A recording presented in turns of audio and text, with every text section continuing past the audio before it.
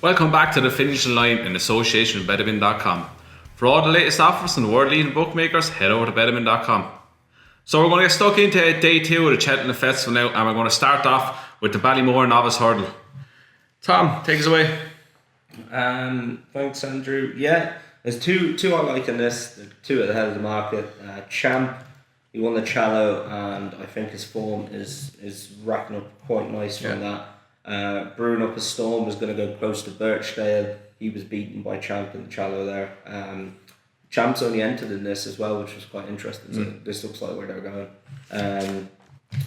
There's not many I could see that we're going to maybe run in this, or if they do, I don't really fancy them. The other one is Gordon's horse, Battle Over Doyen.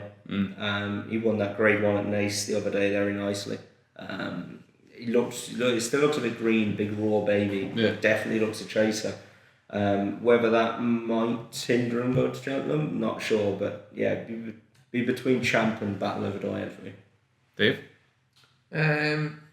I generally don't go big on shorter priced horses, but no matter what price Champ is on the day, I'm going to have a decent bet on it. Shorter price? He sent it too. Yeah, but you're talking he could be 6-4 on the day. He'll get backed heavy. The key if Battle Over Doyen didn't turn up in this, he'd be very short. And I like Battle Over Doyen, but Champ, his form stacks up, and the key is in the name. The name after AP McCoy. Oh yeah, they kept the name for good. Exactly. I'm all over Champ in this. His form in the Challow is working out. He looks the real deal. And the fact he's only entered in this means they've had this in mind since day 1. So I'm going to keep it short and sweet. I think Champ is going to win this, and there's one at a big price. He's 16-1, Beakstown, trained by Dan Skelton. He's a chaser though. Yeah. Yeah, I don't even know if they run there. They were on about skip to Cheltenham with this. He's actually a nice horse. Yeah, just because he's that big and backwards, they might skip going to Cheltenham. Yeah, he'll be a lovely horse to go chasing with in time. I heard when they were buying him, they got into a bidding war with Willie Mullins. Heard that as well, yeah. A lot of money. Lots and lots of money went down to this fella. He's huge. He is a chaser. If he turned up, if Battle Over Doyen doesn't turn up, I don't think Honeysuckle is going to run in this. No. Birchdale, no. No Commander of Fleet. He could be half the price. Sounds to fall into place. Yeah. So he could be, but I agree with Dave. Looking at that market, like Champ could go off. He could be 6-4. Easy shot. Yeah. He could be. This could be the English banker. Yeah, that's it. Could well be. Not to talk myself into backing today now. Yeah, I'm Champ 7-2 to win this. Yeah, Champ as well. Champ. 3 on Champ. Perfect. So next on to the RSA Novice Chase over 3 miles. Looks like a nice little race. Who wants to take it? I'll start. Go on, go for it, Dave. This is a nice race, and it's going to be a good race to watch. You have Santini favourite, Delta Works in there is a good horse, both good horses. I like top of the game, but the one I'll back in this is Champagne Classic. It's his form from a couple of years ago, his hurdle form from a couple of years ago. He beat, we were actually up at Punchestown, he beat Penn Hill. Penn Hill was after winning the Albert Bartlett, and Champagne Classic was after winning the... John Wells was in it? Oh, there was Louis Monley was in it. Present the Percy. Yeah, there was... Album photo. There was a load of good horses in it. Champagne Classic had won the Martin Pipe, I think, and was called the worst horse that Michael O'Leary had. I liked his comeback run. He was off for nearly 2 years. He was off for and nearly 400 days. This every year is just a door staying absolutely horrible little hard fecker. Race to win. It's like the Albert Bartlett over hurdles. You need something that's really battle hardened. You need something that will just keep going and going. Delta Work kind of has that profile. I'm going to put this to you then. Why would you pick him when he's not battle hardened? Oh, he's battle hardened over hurdles. He's slow. He's rough in 2 years though. He fits the profiles. It doesn't matter to me that he was off so long. I liked his comeback run. He was just kind of coddled around. Santini is the sexy horse, and I just would not back him. I think he could turn out to be the best horse in the race. He could be the Gold Cup horse for the next couple of years, but I can't see him winning this. I think Santini's going to win it. Santini? Yeah. Yeah. again, Champagne Classic, I hear what you're saying. Lovely comeback for him. He's got ability, that lad. And festival form. Delta were won the Pretemps last year. They fancied that Glenlow no end, I think. They don't know how he got back. From what they say, yeah. He won that off 139. He's beaten the Richburg this season. It looks a chaser like a lot of Jiggins towns do.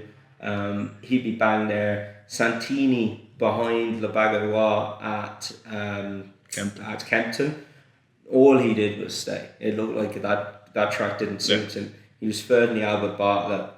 This is a grueling race, as we said. Like, you just have to keep galloping, and I think he would still be galloping at the end. Would I back him at 3-1? Don't think so, but I think he's the most likely winner in my eyes. Yeah, I'm saying I think he was out of his comfort zone the whole way around Kempton, and I think he looks the type of horse. He's big, he's burly, he's a galloper.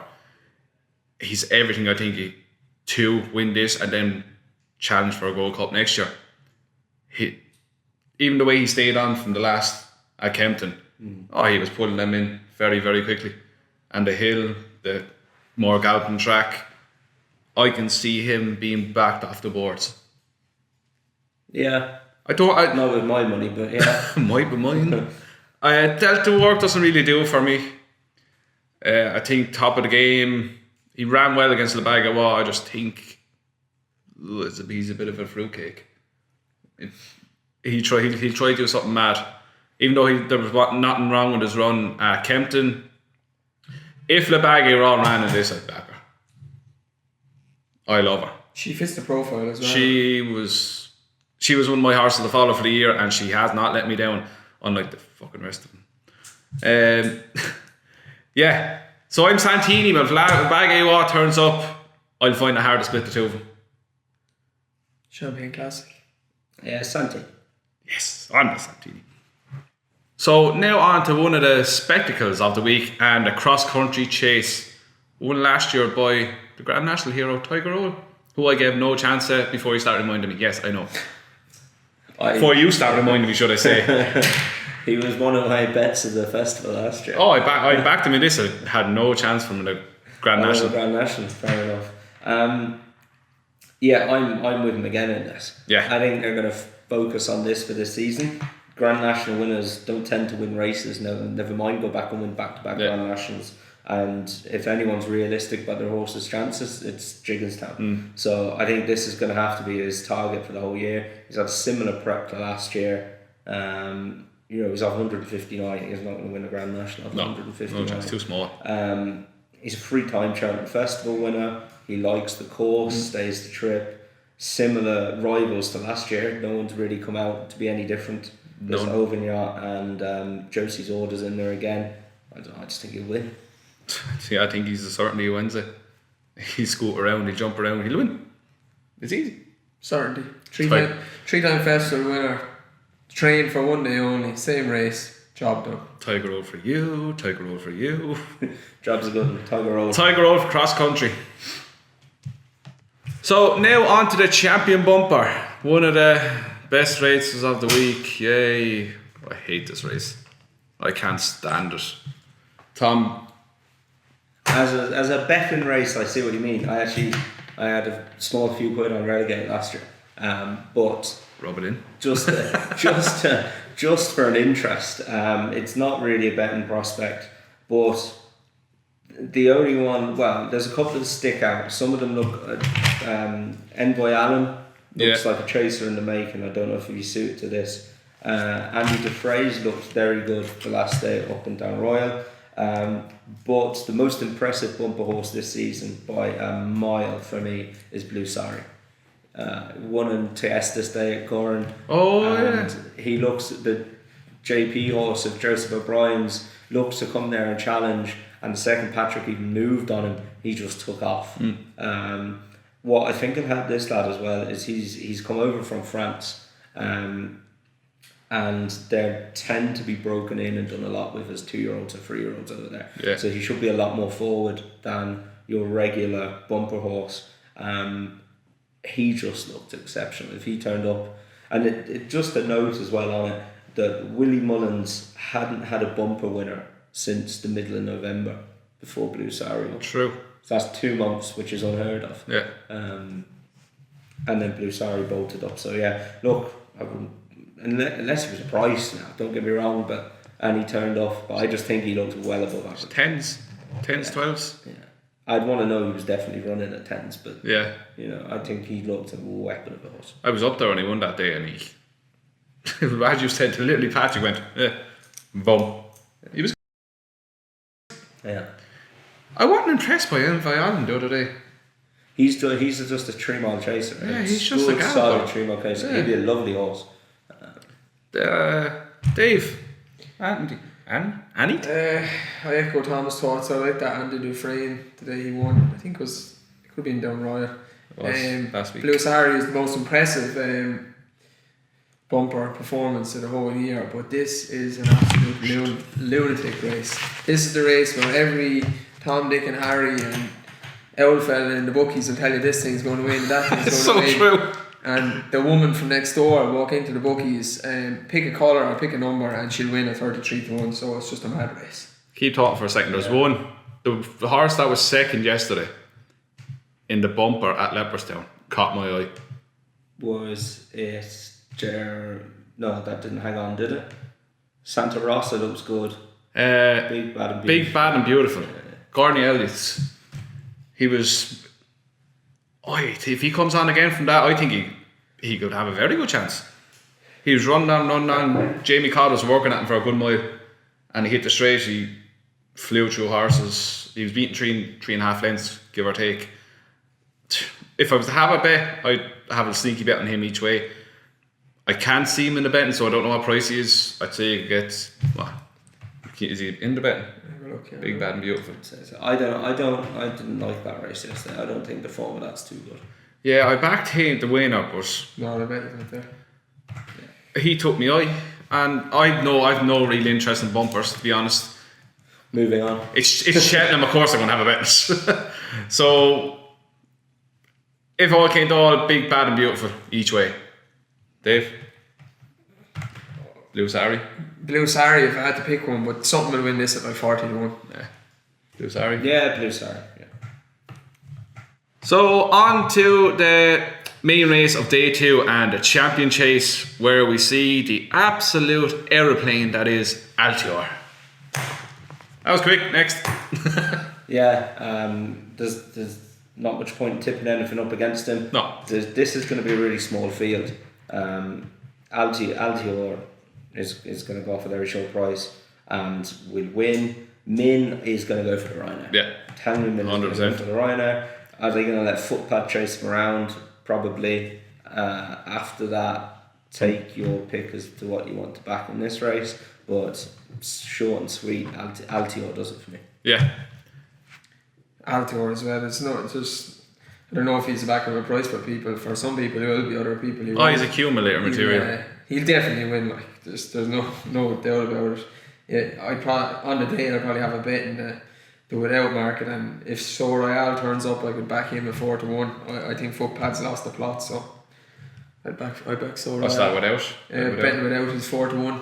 Betting without. That's not a bad shot. Min is 100% going to go to the Rhino here. Footpad, like Tom said, will probably go for this because they have so many horses, but same colour, same owners. So Royale to be second. I'm going to have a sneaky little bet. Altior to win this and to win the Gold Cup next year.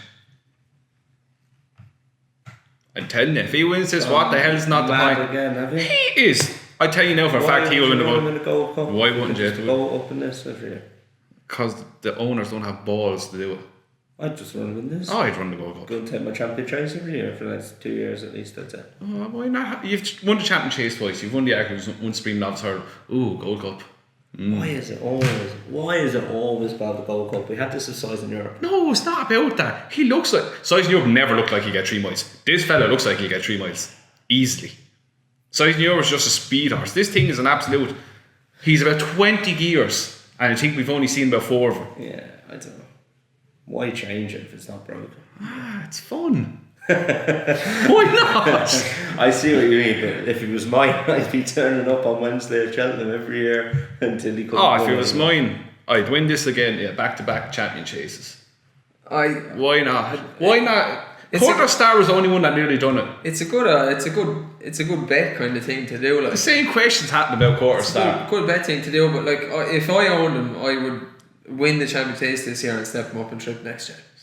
I understand what Tom's saying. Why is it always about the Gold Cup? But that is the most prestigious race, and you have a horse that looks like he's going to win at any trip he goes because he hits flat spots and he just gets faster and faster. So It's not that the Gold Cup I think is most prestigious or nothing. I'd be like, why not be one of the horses down in history? Supreme, Arca, Cheltenham Chase, Gold Cup. No one has ever done it. Because the Champion Chase is worth about 350 grand to do it. Yeah, the owner's going to have millions. You're very sporting, guys. I give it that to you. No, I turn it. The owner's a millionaire. Thanks very What's much. the point? Like, Sure, take your chance. Everyone needs money, don't they? Nicky must charge a fortune, I'd say. I wouldn't fancy paying his training fees. I wouldn't fucking put a horse on Nicky Henderson. That's a different day. Yeah. But yeah, we're all on Altior here anyway. Yeah, Altior. And Gold Cup next year. So now our picks for the handicaps on day 2. Tom, go first. Yeah, fight for these. There's a couple. I should just mention Uradel. I don't know where he's going to run, but I thought he was eye-catching at the weekend. I fancy him for wherever he goes. I'm the same. Could run here on this day, could run another day.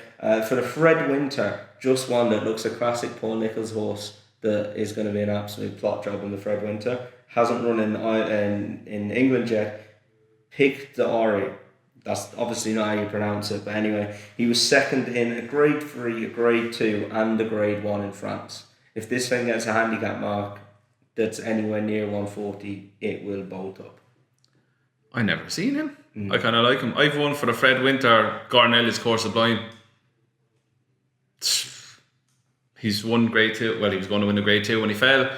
Didn't run the weekend. I think he could have a good handicap mark and go close in this. Elliott has a kind of good record in this. Won it last year with Veneer of Charm, is it? Veneer of Charm? Yeah. Veneer of Charm, yeah. So I'm the same with Uradel for the Coeur Cup if he gets into that, and Coeur Sublime for the Fred Winter. if he runs in the Coeur Cup, Mr. Adjudicator. Interesting. Yeah. So that's the handicaps for day 2.